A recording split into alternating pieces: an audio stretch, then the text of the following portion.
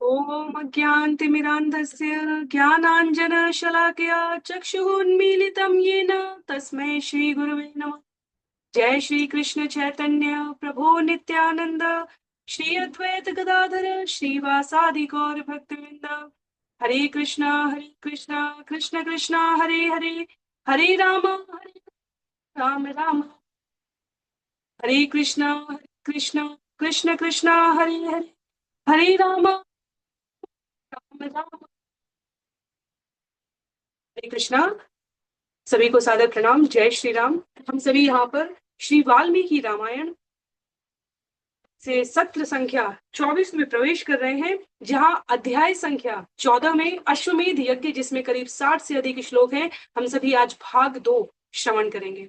तो पिछले सत्र की संक्षिप्त पुनरावृत्ति के क्रम में अध्याय संख्या 14 के प्रथम करीब 30 श्लोकों में हमने श्रवण किया कि किस प्रकार से यज्ञ स्तंभ की नाप, ऊंचाई, आकार, वास्तविक अश्वमेध यज्ञ आरंभ होने से पूर्व विभिन्न प्रकार के पुरोहित वर्गों के द्वारा संपादित किए गए शास्त्र नियामक वेद वेदांग के उपवर्गों के अनुसार आयोजित किए जाने वाले विभिन्न यज्ञ विधि को पूरा करने वाले उप यज्ञ वहां पर संपादित हो रहे थे। मात्र इतना ही नहीं, प्रतिदिन के स्तर पर विभिन्न देशों से आए हुए राजा महाराजा, स्त्री पुरुष, सेवक सेविकाएं महर्षि वशिष्ठ की अध्यक्षता में नियुक्त किए गए प्रतिनिधियों द्वारा उत्तम सुंदर सुस्वादु आहार, जलपान, वस्त्राभरण, अलंकरण और विभिन्न प्रकार की सेवा शुश्रूषाएं प्राप्त कर रहे थे।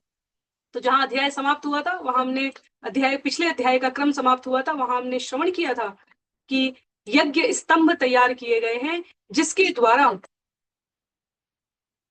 मैं स्क्रीन शेयर करने का प्रयास करती हूँ, जिसके द्वारा जो आवश्यक देवी देवताओं के आवाहन के लिए वेदों में वर्णित पशुओं को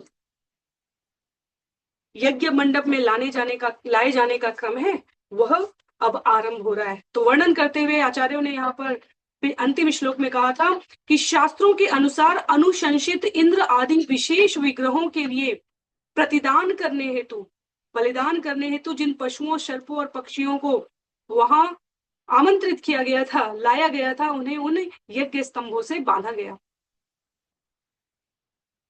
शामित्रे तु हयस्तत्र तथा जलचराश्च ये ऋत्विग्भिः सर्वमेव नियुक्तं शास्त्रस्तदा।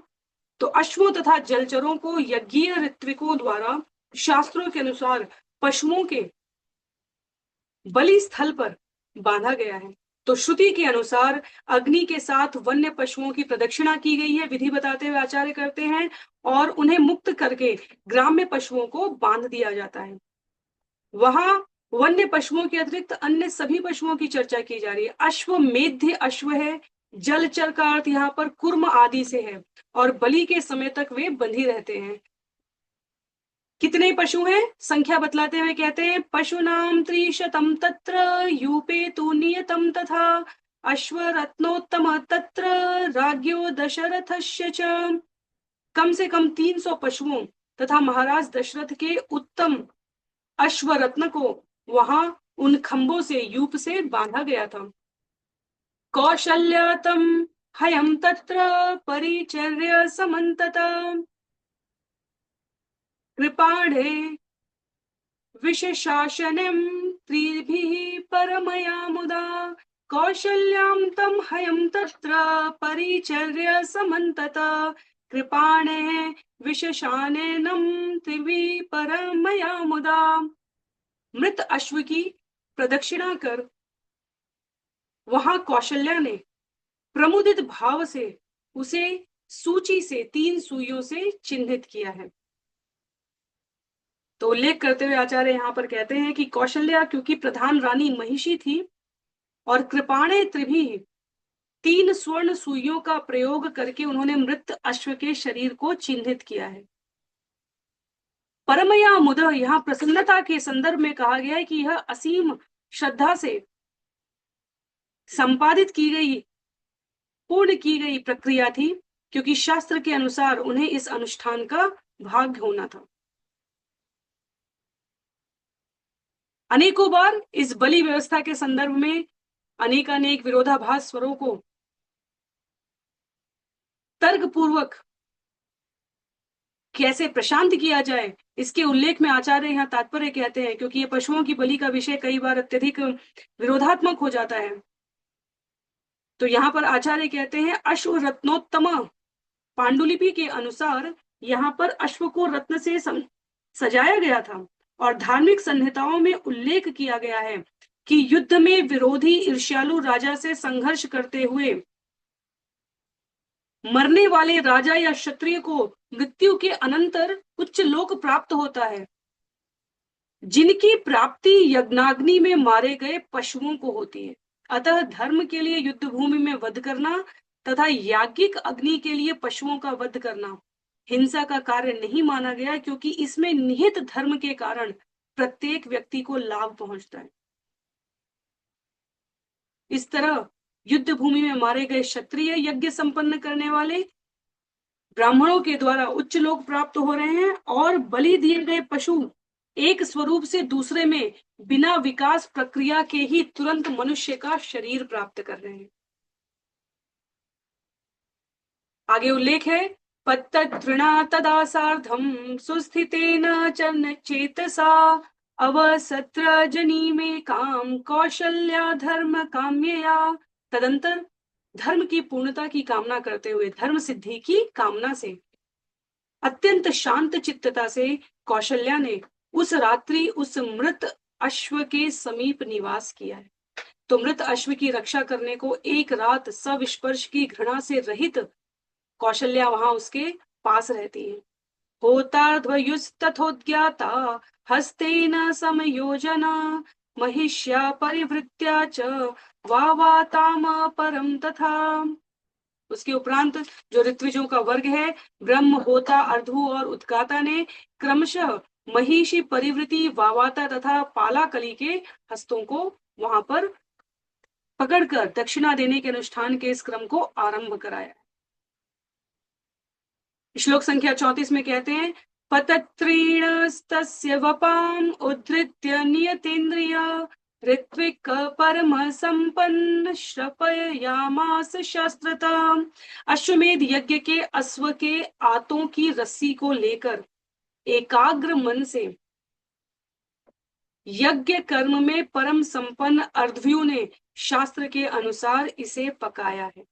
तो अश्वमेध यज्ञ की विधि हम लोग वेदों के अनुसार यहाँ श्रवण कर रहे हैं।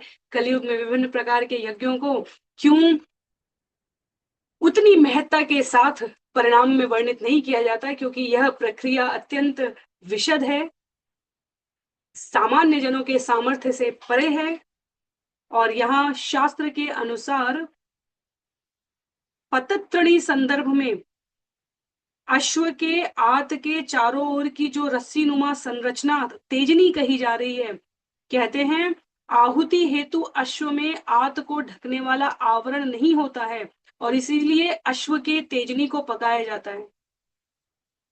तो श्लोक संख्या 35 में आगे इसका उल्लेख करते हुए कहते हैं धूम गंधम वपायास्तु जिघ्रति स्म नराधिप यथा कालम यथा न्यायम निर्गुण दंप पापात्मनम।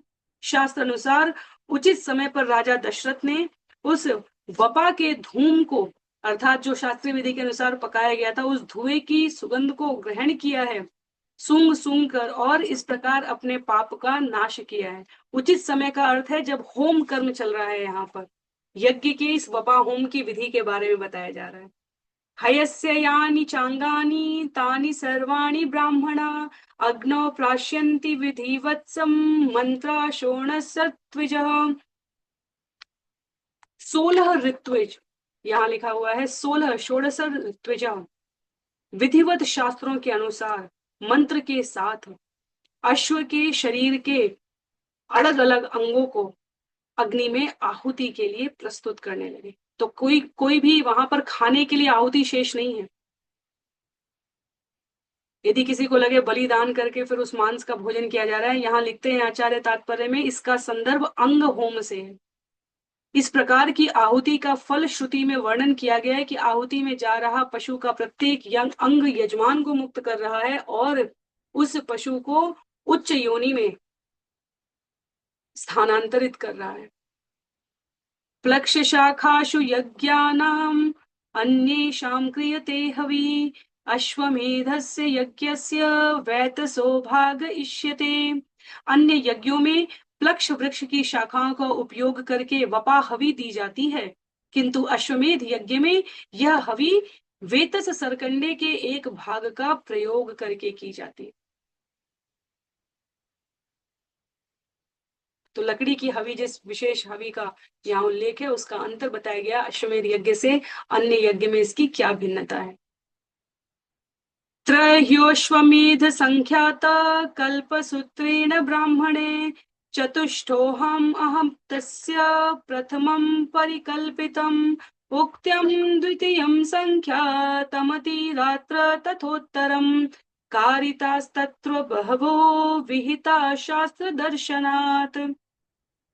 इस प्रकार से कल्पसूत्र श्रुति के ब्राह्मण खंड अश्वमेध यज्ञ की गणना के अनुसार यह 3 दिन, प्रथम दिवस चतुष्ट होम संपन्न करना, द्वितीय दिवस उक्त अनुष्ठान करना, अंतिम दिवस अतिरात्र अनुष्ठान संपन्न करना, यह शास्त्र दर्शन के प्रकाश में वहां विहित याज्ञिक अनुष्ठान के क्रम में संपादित हुए हैं।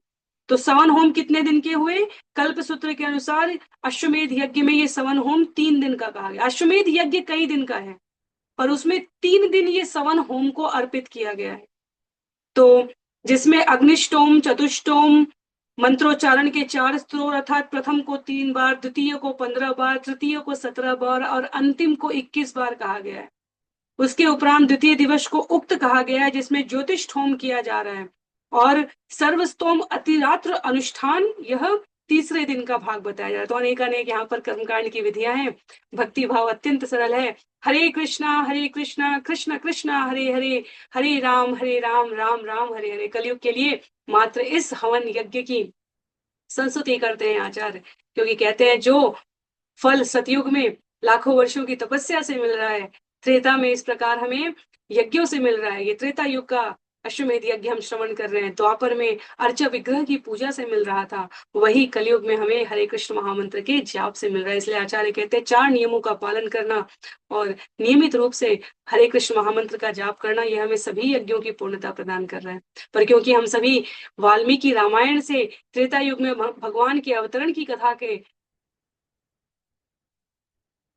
श्रवण कर रहे हैं, इसलिए हमारे लिए ये जानना आवश्यक है कि उस समय काल के लिए किस प्रकार की विधि यहाँ पर वर्णित की गई। इसका अर्थ ये नहीं है कि हम वर्तमान के जो समय काल घटित है उसमें उन पूर्वकालिक घटनाओं के साथ तुलनात्मक अध्ययन कर सके। उस समय के राजाओं महाराजाओं के, सामान्य व्यक्तियों के अध्ययन के, भोजन पान के, नियम संयम के, इससे पूर्व हमने जो आचरण व्यवहार की शुद्धता और मन की इंद्रियों की संयम और स्थिरता के बारे में श्रवण किया है, वह भी हमें कलयुग में देखने को नहीं मिलता। तो इसलिए यदि हमें इस प्रकार के विवरण के साथ कोई साम्यता करनी हो तो हमें मानना है तो पूरा मानना होगा। और क्योंकि हम उस देश काल परिस्थिति में नहीं है, तो बुद्धि की अल्पायु से, संसाधनों की अल्पता से हम ये नहीं कह सकते कि हम ये जो त्रेता युग में किया जा रहा था उसे आज भी करेंगे। हम चाह कर भी नहीं कर सकते। जब करना है तो पूरा करना पड़ेगा।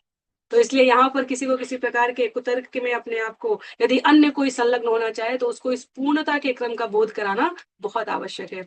आगे वर्णन करते हुए कहते हैं, ज्योतिष्ठो मायुषी चैवम अतिरात्रो विनिर्मतो अभिजित विश्वज्य वापम आप्तुर्यामो महाकृतो। कौन कौन है यहाँ पर? ज्योतिष्ठोम, आयुष्ठोम, अतिरात्रि, अभिजीत, विश्वजीत और आप्तुर्याम, इन सभी महाक्रतु का 6 क्रतु यहाँ पर ये जो कहे जा रहे हैं ये यज्ञ हैं। ये अश्वमेध के 3 दिन के पश्चात जो हमने पिछले श्लोक में श्रवण किए, ये शास्त्र द्वारा अनुशंसित 6 यज्ञ हैं जो महासमृद्धि, महा अभ्युदय का साधन है। उन्हें महाराज दशरथ ने संपन्न किया है।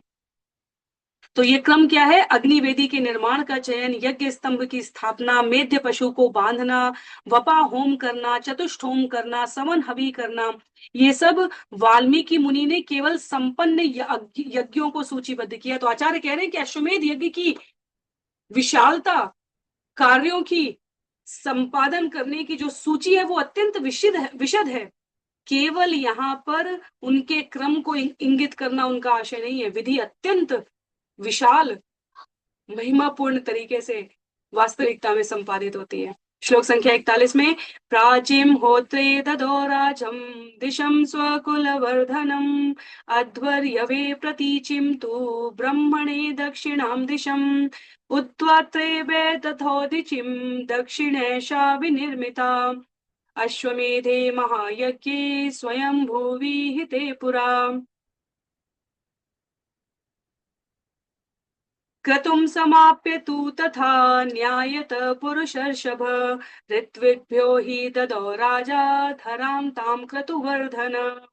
तो कहते हैं यहाँ पर इक्ष्वाकु कुलवर्धन महाराज दशरथ ने अपने राज्य का पूर्वी भाग होता ऋत्विकों को दे दिया, पश्चिमी भाग अध्वर्यु ऋत्विकों को दे दिया, दक्षिणी भाग ब्रह्मा ऋत्विकों को दे दिया, उद्गाता ऋत्विकों को उन्होंने उत्तरी भाग दे दिया।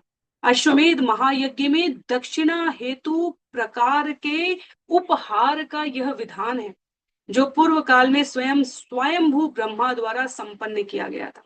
तो हमें स्मरण रखना चाहिए, यहाँ पर आचार्य कह रहे हैं इस प्रकार यज्ञ संपन्न होने के पश्चात पुरुषर्षभ क्रतुवर्धन महाराज दशरथ ने शास्त्र के अनुसार ऋत्विकों को दक्षिणा में पूरी पृथ्वी का दान कर दिया है।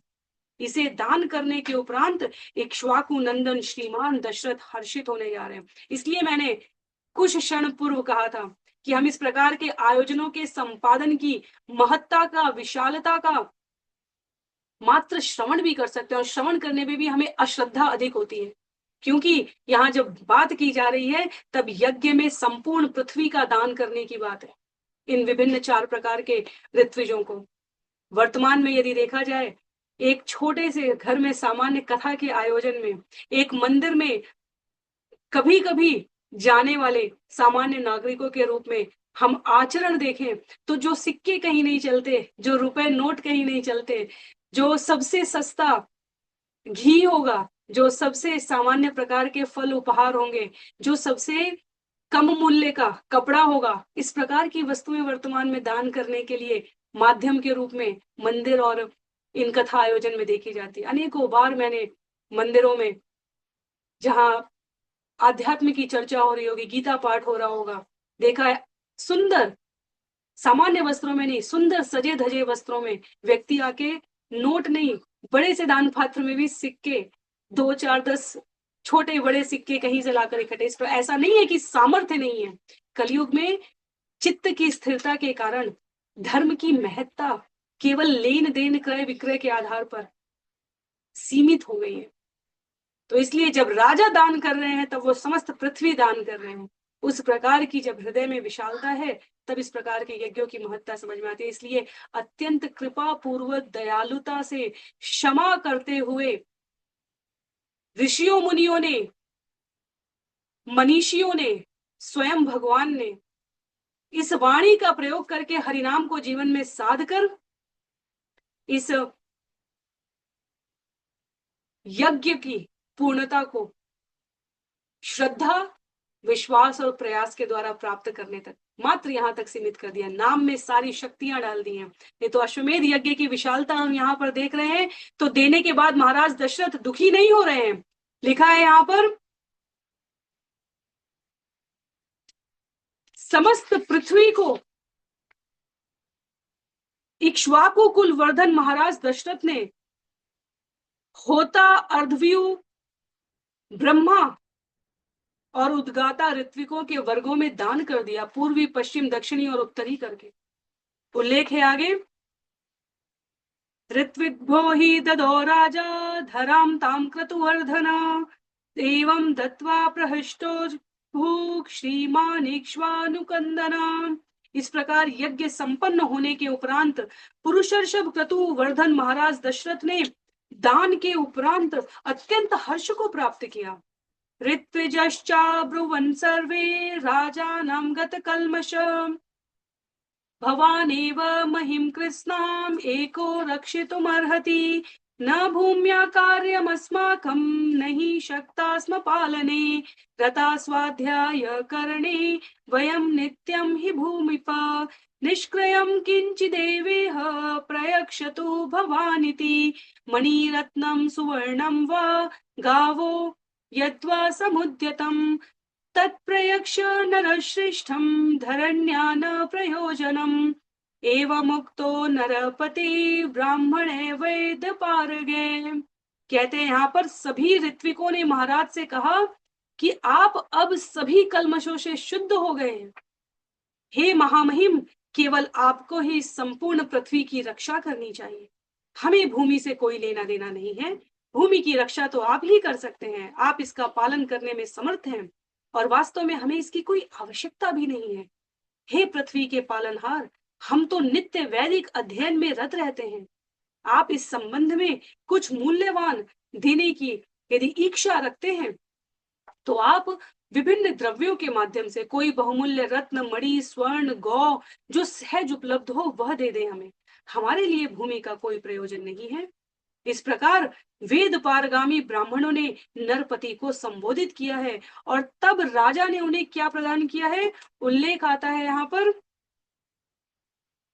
गवां शत सहस्राणि दश तेभ्यो दधो नृप 10 कोटि सुवर्णस्य रजस्तस्य चतुर्गुणम। तब राजा ने उन्हें दान में कितनी गायें दी हैं? 10 लाख गायें दी हैं। तो यहाँ पर लेन और देन की प्रवृत्ति दोनों भगवान की प्रसन्नता के लिए किए जा रहे हैं। उसके उपरांत उल्लेख आता है 10 लाख गायें, 10 करोड़ सोने की मुहरें और उससे 4 गुना अधिक चांदी की मुद्राएं, अर्थात 40 करोड़ चांदी के रुपए ऋत्विजों को दे दिए गए। ऋत्विजस्तु ततः सर्वे प्रददु सहितावसु ऋष्यशृंगाय मुनये वशिष्ठाय च धीमते। उन सभी ऋत्विजों ने सामूहिक रूप से दक्षिणा में प्राप्त धन ऋष्यशृंग मुनि तथा बुद्धिमान वशिष्ठ को दे दिया और वशिष्ठ एवं ऋष्यशृंग ने अपना उपहार मुनिगण के साथ साझा किया है। तो हमें ये समझना चाहिए, यहाँ पे वर्णन है ततस्ते। इस श्लोक को श्रवण करने के उपरांत हम इसको संक्षिप्त में पुनः श्रवण करने का प्रयत्न करेंगे। ततस्ते न्यायतः कृत्वा प्रविभागम द्विजोत्तमा सुप्रीत मनसः सर्वे प्रत्युर्झुमदिताः वृषम। तदंतर उन द्विजोत्तमों ने सुप्रसन्न तथा प्रमुदित मन से शास्त्र के अनुसार न्याय पूर्वक उनका विभाजन किया और सभी ने राजा को धन्यवाद ज्ञापित किया। राजा ने अपनी समस्त पृथ्वी 4 वर्गों को दे दी। 4 वर्गों ने वो समस्त धनराशि राजा को यह कहकर लौटा दी कि यह भूमि का संचालन आपके सामर्थ्य की वस्तु है, हम किसी भी अन्य प्रकार के द्रव्य से संतुष्ट हैं। तब गायों को दिया गया, स्वर्ण मुद्राएं दी गई, रजत मुद्राएं दी गई और उन सब को लेकर उन ऋत्विजों ने क्या किया, ब्राह्मणों ने वह ऋषिशृंग और वशिष्ठ को दे दी। वशिष्ठ ने उनके इस व्यवहार को अनुमोदित किया, प्रसन्नता ज्ञापित की और किसी में लेने का भाव नहीं है, अपितु शास्त्र सम्मत तरीके से जो धन प्राप्त है उसका व्यवहारिक उपयोग कैसे किया जाए। पुनः जब ऋष्यशृंग और वशिष्ठ ने यह प्राप्त किया तो उन्होंने उसे सम्यक प्रकार से सभी में विभाजित कर दिया। तो ये व्यवस्था है, ये हृदय से उदात्त होकर भगवान के श्री चरणों में उनकी प्रसन्नता के लिए किया जा रहा कार्य है। इसकी परिष्कृत व्यवस्था है। राजा सब कुछ ज्ञान प्रदान करने वाले के चरणों में समर्पित कर रहा है। ज्ञान प्रदान करने वाले मनीषी उसे श्रम के अनुसार, आवश्यकता के अनुसार, व्यवस्था के अनुसार, शास्त्र सम्मत व्यवस्था के अनुसार वितरित कर रहे हैं। किसी में लेने की प्रवृत्ति नहीं है, सब वितरण करके धर्म की प्रधानता जीवन में रखकर कैसे अपना जीवन व्यतीत कर सके उसके अनुसार व्यवहार कर रहे हैं। श्लोक संख्या 51 में ततः प्रसर्पकेभ्यस्तु हिरण्यं सुसमाहित जाम्बूनदं कोटिशतं ब्राह्मणेभ्यो ददो तदा। कहते हैं यहाँ पर तत्पश्चात एकाग्र चित्त होकर राजा ने जाम्बू नदी सदृश प्रभावान 1 करोड़ स्वर्ण मुद्राएं यज्ञ के दर्शनार्थी ब्राह्मणों को दान में दे दी। दरिद्राय द्विजायाथ हस्ताभरणमुत्तमम् कस्मैश्चिदाचमानाय ददौ राघव नंदन। तो यहाँ पर उल्लेख आता है कि तदंतर महाराज दशरथ ने, राघव नंदन दशरथ ने याचना कर रहे एक निर्धन ब्राह्मण को उत्तम कंगन दे दिए। ये जो वर्णन यहाँ पर हम ब्राह्मणों को दान का श्रवण कर रहे हैं, हमने महाराज दशरथ की अयोध्या नगरी के बारे में श्रवण किया, अयोध्या के निवासियों के बारे में श्रवण किया, अयोध्या के मंत्रियों के बारे में श्रवण किया, पुरोहितों के बारे में श्रवण किया, और हमें ज्ञात है कि महाराज दशरथ की नगरी में कोई भी निर्धन नहीं था। सामान्य से सामान्य सेवक भी उत्तम अलंकरणों से, वस्त्र आभरणों से सुसज्जित थे। तो फिर ये दान किसे किया जा रहा है? क्योंकि समस्त भूमंडल से आमंत्रित है, यहाँ यज्ञ हो रहा है, महाराज सर्वस्व दान करेंगे, इसलिए अन्यों के राज्य में जो निर्धन प्रजा रही होगी, ब्राह्मण रहे होंगे, वो यहाँ पर दान प्राप्त करने के लिए एकत्रित हैं।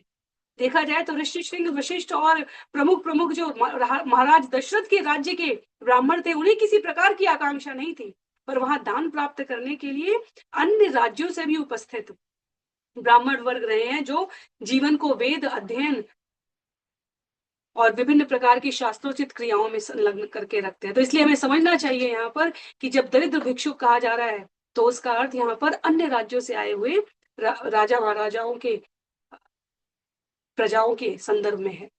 अगले श्लोक में ततः प्रीतेषु नृपति द्विजेषु द्विजवत्सव प्रणाम करोतेषाम हर्ष पर्याकुलेक्षण।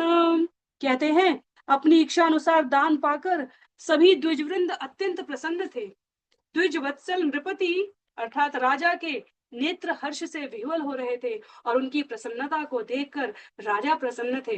राजा ने उन द्विजों को प्रणाम किया है। तस्याशिषो अथ विधिवत् ब्राह्मणे समुदाहिता उदारस्य नृवीरस्य धरण्यां प्रणतस्य च। इस प्रकार शास्त्र के नियमानुसार ब्राह्मणों ने उन उदार नृवीर नरों में वीर महाराज दशरथ के लिए आशीर्वचन कहे हैं। राजा ने ब्राह्मणों को भूमि पर दंडवत प्रणाम किया है। ततः प्रीता मना राजा प्राप्य यज्ञम अनुत्तमम पापापहं स्वनयनम दुष्करम पार्थिवर्षभ। समस्त पापों का नाश करने वाले, स्वर्ग की ओर जाने वाले और अन्य पार्थिव वृषभों के लिए दुष्कर परम यज्ञ को संपन्न करके महाराज दशरथ का हृदय अत्यंत प्रसन्न हो रहा था। ततो अब्रवीत् ऋष्य श्रृंगम राजा तदरस्तदा, क्षमा कीजिए, ततः अब्रवीत ऋष्य श्रृंगम राजा दशरथ तदा कुलस्य वर्धनम त्वं तु कर्तुम अर्हसि सुव्रत। ऋष्य श्रृंग तत्पश्चात महाराज दशरथ से कहते हैं, हे सुव्रत। तो यहाँ पर ऋष्य श्रृंग से महाराज दशरथ कह रहे हैं कि हे सुव्रत, कृपया मेरे कुल वर्धन के लिए यज्ञ करें, जिससे मेरे पुत्र हों, और इस प्रकार मेरे कुल के वृद्धि का, विस्तार का उपाय करें। तो अब इस प्रकार से यज्ञ संपन्न हुआ है, अश्वमेध यज्ञ। ऋष्य श्रृंग से पुत्र वर्धन यज्ञ की अब यहाँ पर आकांक्षा निवेदन प्रस्तुत कर रहे महाराज दशरथ। कहते हैं तथेति च स राजाम अनुवाच द्विज सत्तमा भविष्यन्ति सुता राजंश्चत्वारः ते कुलोद्वहा। द्विज सत्तम ने तब राजा से कहा है, तथास्तु राजन, आपके कुल के भार का वहन करने हेतु समर्थ आपके 4 पुत्र होने वाले हैं। कहते हैं आचार्य यहाँ अंतिम श्लोक में, श्लोक संख्या 61 में श्री वाल्मीकि रामायण जो श्रीमद भक्ति वेदांता स्वामी श्रील प्रभुपाद के शिष्यों द्वारा रचित है, कहते हैं सतस्य वाक्यम मधुरम निशम्य प्रणम्य तस्मै प्रयतो नृपेन्द्र जगामहर्षं परमं महात्मा तम्रेष्य श्रृंगम पुनः प्यवाच। उनका मधुर वचन सुनकर महात्मा नृपेंद्र ने विनम्रता पूर्वक ऋषि ऋष्य श्रृंग को प्रणाम किया है तथा अत्यंत हर्षित होकर उन्होंने ऋषि से इसके संपादन हेतु अर्थात इसका संचालन करने के लिए अनुरोध किया है, निवेदन किया है। तो इस प्रकार यहाँ पर श्री वाल्मीकि रामायण का यह चतुर्दश सर्ग अध्याय संख्या 14 समाप्त हो रही है। अगले सत्र में हम सभी अध्याय संख्या 15 को श्रवण करने का प्रयास करेंगे, जहां रक्षा हेतु भगवान से देवताओं का निवेदन है। तो हमने कृष्ण लीला में भी यह श्रवण किया है। यहाँ क्योंकि भगवान के अवतरण का पूरा दृश्य उपस्थित होने वाला है, तो भगवान सदैव भगवत गीता के अध्याय संख्या 4 के अनुसार दुष्टों का संहार करने के लिए भगवान को धरती पर आने की आवश्यकता नहीं है, अपितु वह तो भक्तों की प्रसन्नता के लिए आते हैं। और देवता सतोगुण में स्थित भगवान के भक्त हैं।